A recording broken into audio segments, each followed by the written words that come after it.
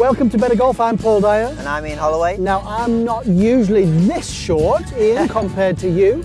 And the reason is, obviously, we're in a bit of a sloping lie here. Something that amateur golfers struggle with such a lot, yet tour pros don't. No, I think the biggest thing is contact. The biggest thing we see is when people play from slopey lies is they have such problems with the contact, it's amazing. So we've got 2 tips to help you out on a sloping lie, particularly, of course, now with ball below your feet, a really big one for club golfers who perhaps tend to slice more than the average tour pro does. So we've got a technical tip, and we've also got almost like a strategical tip. Exactly. So the first tip is you need to set yourself up to hit the ball solidly. So from this position, I always like to take a little bit wider stance, because what I'm trying to do is get my center of gravity a little bit lower. Obviously the ball would normally sit here, so I need to really get down to the golf ball. I try and grip the golf club maybe a little bit to the end there, and then from there get a little bit more knee flex, get a little bit more down, and then in this position I can really feel as if my legs are a solid base there. And when I swing, I know from my point of view is that I always try and make a 3/4 swing, feeling really solid in the lower half, so it's much more of a hands and arm swing. Right, and you're a good player, so you know if a professional's making a 3/4 swing to make sure he's contacting the ball properly, then you should too.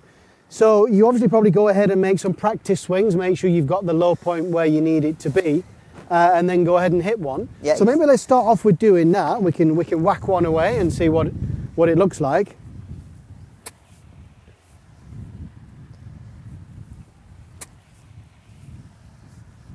So Ian's got a really low point now. See, a very different looking swing than normal.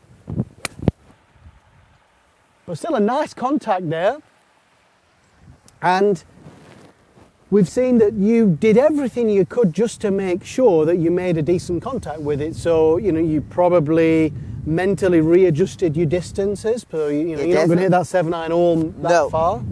It's very important that this for me is the worst slope for me, because I'm normally one of those players who draws the ball too much, kind of curves the ball, comes a little bit too much from the inside. So this does everything against my tendency there. So for me to make a 3/4 swing, it's actually going to knock about 2 clubs off depending on the severity of the slope.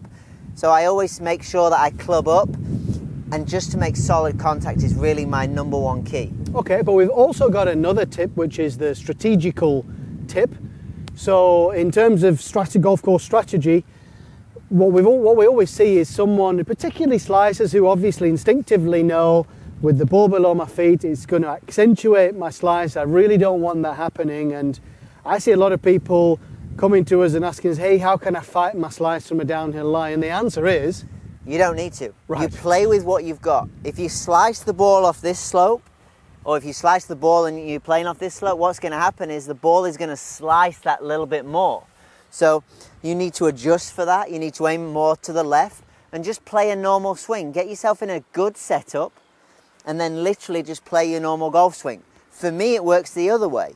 I'm one of those players who kind of draws the ball a little bit, so this neutralizes that. So I need, instead of aiming to the right of the flag, now I can aim much more straight at the flag, because I neutralize all my tendencies, so the ball actually flies straight from this lie.